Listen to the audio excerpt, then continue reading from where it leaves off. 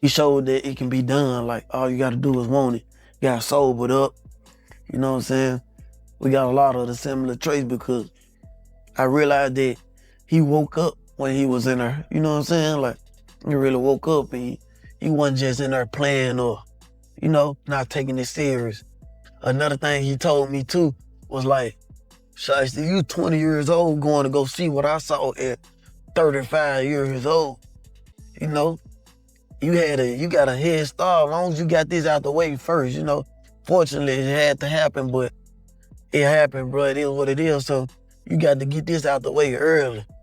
You know what I'm saying? It could have been too late for me if I wouldn't ever came out and played it right. So take advantage of that too. You know what I'm saying? So that stuck with me. Squash his beef with Yo like he did everybody else. I think it's more so about the girl, his wife, and no disrespect to her, but would you be willing to squash some beef with somebody who had sex with your wife? Maybe while you was in prison, I don't know when it was or whatever. Oh, Lord. And supposed to be your friend. I never knew they were beefing.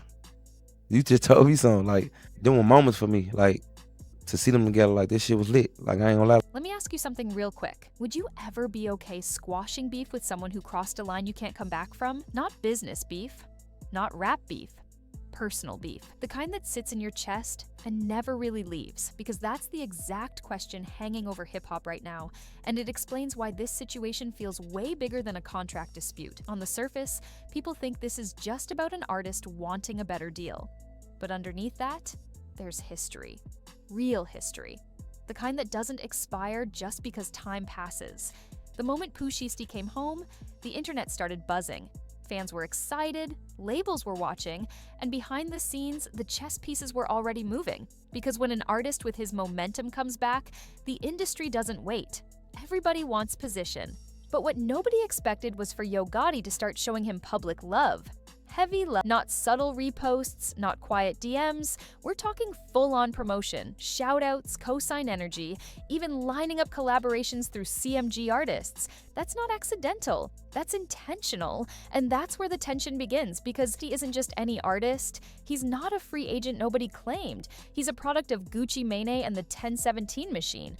Gucci believed in him early, put him on when he was raw, built him into a star before the case, before the bid, before the pause. So when Gotti steps in, it's not just business. It feels like history repeating itself.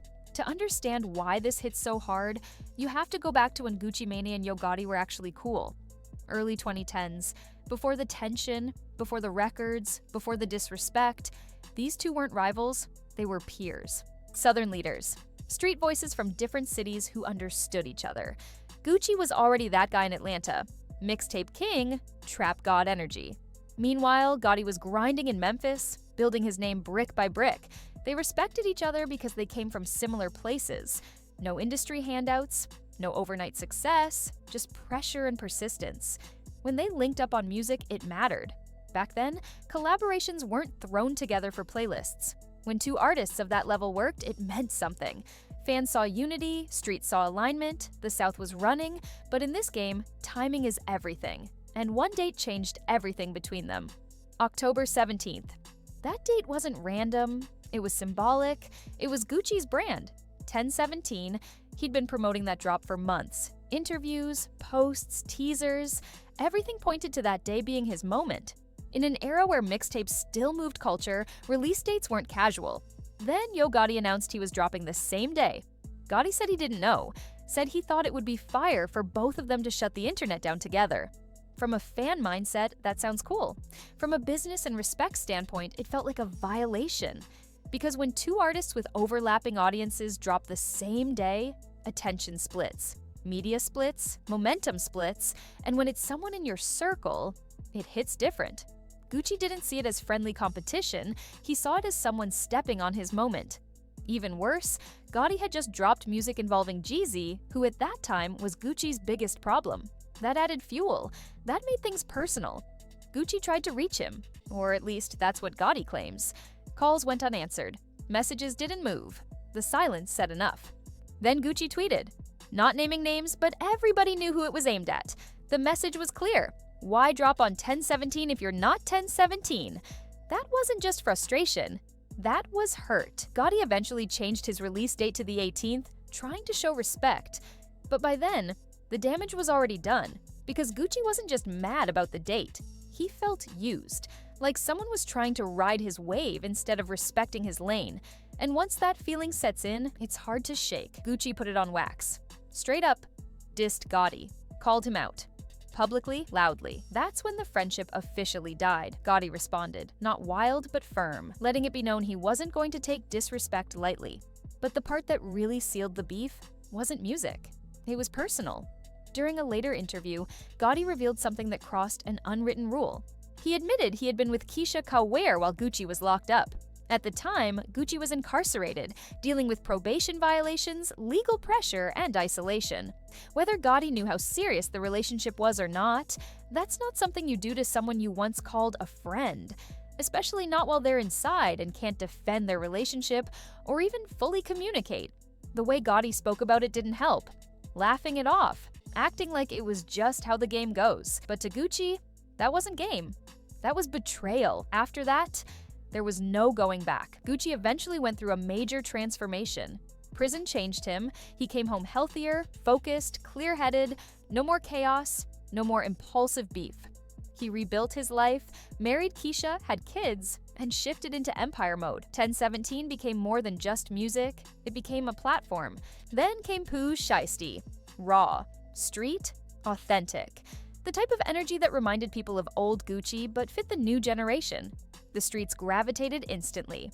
Records went crazy. Buzz went through the roof. Then the case hit. Federal charges. Time. For most artists, that would end everything. Momentum dies fast when you're gone, but Pooh Shiesty's name stayed alive. Streams kept moving. Influence didn't disappear. While he was locked up, Gucci publicly held him down, spoke on him, kept him trimmed the roster, made it clear Pooh was the future.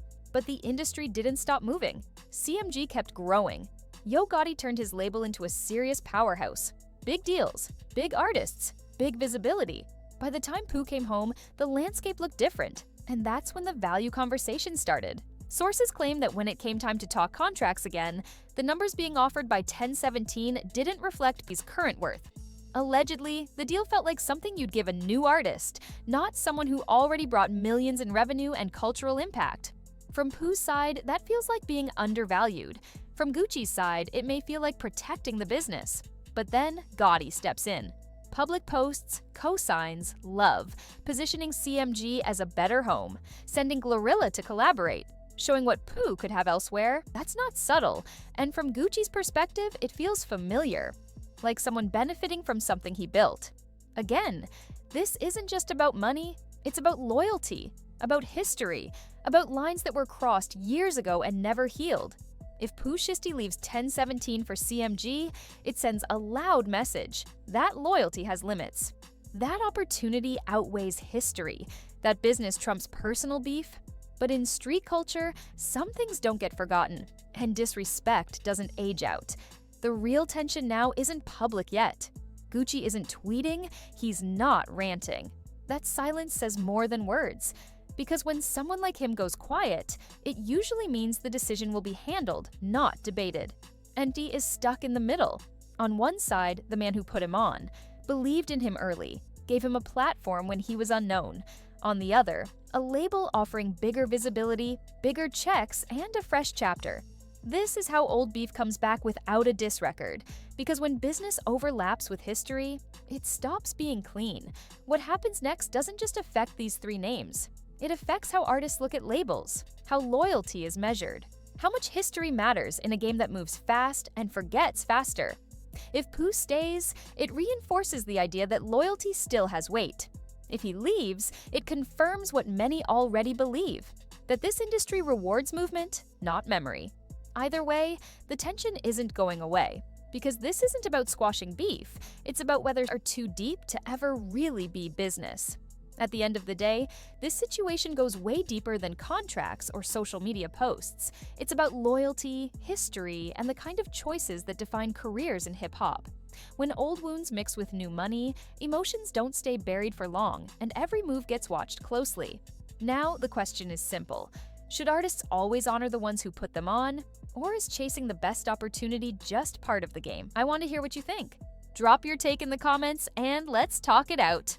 If you enjoy real breakdowns that go beyond headlines and explain the story behind the moves, hit the like button and subscribe. More industry stories are coming and you won't want to miss them.